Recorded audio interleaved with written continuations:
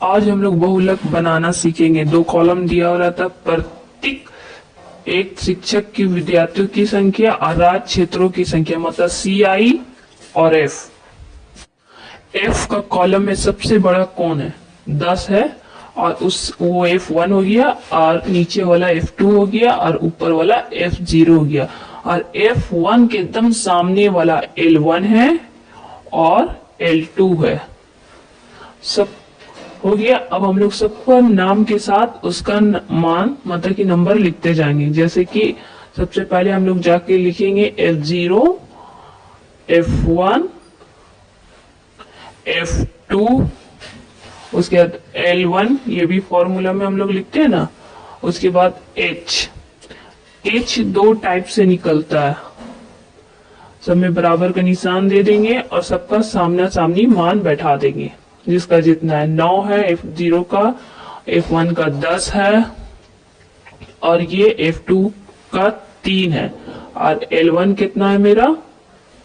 L1 है 30। और H किसको बोलते हैं? L2 L1 को घटा के या तो लिख देंगे 5, या कोई वाले पकड़ेंगे तो 5 लिख देंगे, क्या कि इसमें 5 का अंतर देखिए ना, 15 20 5 का अंतर। इसको दूसरा टाइप से भी बताया जाता है, वर्ग अंतराल भी लिखा जाता है। इसको शॉर्ट हिंदी में इसको वर्ग अंतराल कहते हैं। H को बहुलक लिख के, और अब इसका मान बैठाएंगे, और इंग्लिश में मोड कहते हैं, लिख देंगे MODE। समझे? थोड़ा स्टैंडर्ड लगता है, लिख दीजिएगा ना तो ज्यादा अच्छा लगेगा देखने में। अब फॉर्मूला बैठा देंगे। देखिए L जो H होता है दूसरा, इसको हम हिंदी में भी लिख दे रहे हैं, आप लोग कहीं ई ने हो जाए। वर्ग बहुलक वर्ग लिखा जाता है इसको, समझ गए? बहुलक वर्ग लिखेंगे। और ये देखिए, इसको अगर भूल गए कि कैसे इसको निकाला जाता है चेंजिंग, तो एक तरह ये है कि L2 लिखिएगा, क्योंकि L2 बड़ा होता है तो L2 लिखिएगा,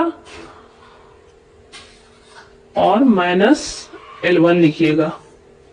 फिर L2 कितना है? 35 माइनस 30, घटा के का आया? 5, वही आया ना 5। दो टाइप का होता है, दोनों टाइप बता दिए हम आपको। अब देखिए फॉर्मूला लिखाएंगे, L1 प्लस उसके बाद F1, अब माइनस F0 बटा का निशान 2F1, ठीक है। फिर माइनस F0, फिर माइनस F2। देखिए ना, F1 से F0 तक ऊपर वाला निशान के साथ माइनस का उतरा, खाली माइनस F2 लग गया, गुना में H लिख देंगे। अब जिसको जो जो मान है वो लिख देंगे। L1 का 30 है, प्लस F1 10 है, लिख देंगे 10। F0 9 है, लिख देंगे, बटा का निशान देंगे। फिर 2 इंटू F1 कितना? 10 माइनस 9 माइनस, फिर F3 है 3, गुना अंतर 5 है। अब देखिए वो गलती से ऐसे लिखा गया था। अब देखिए वैसे उतारेंगे, 30 प्लस 10 में से 9 किया, 1 बचा, और नीचे वाला गुना करेंगे, 2 को 10 से 20 आएगा, और 9 के आगे माइनस, और 3 के आगे माइनस। माइनस माइनस का होता प्लस, तो जोड़ देंगे तो आगा 12। तो देखिए माइनस का ही निशान होगा, तब ना पता चलेगा माइनस का 12 है, और गुना 5 वैसे उतार देंगे।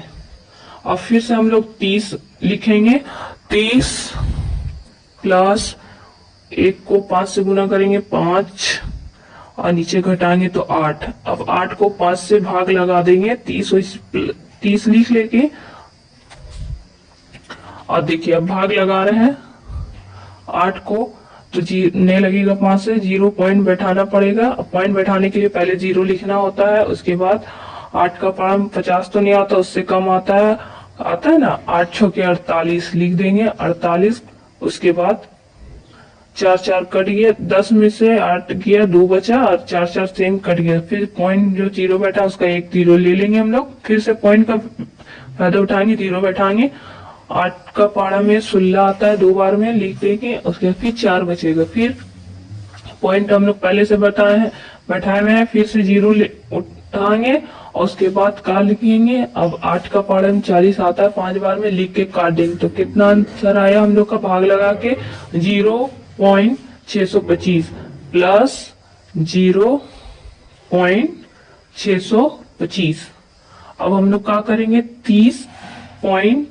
30 लिख लेंगे। देखिए 30 है ना, 30 लिख लेंगे, पॉइंट डाल देंगे और 0 लिख लेंगे। पॉइंट 0 अपनी तरफ से, कहे कि दूसरा भी तो पॉइंट में ना आया आंसर, तो पॉइंट के सामने पॉइंट लिखते हैं और उसके 625 लिख देंगे।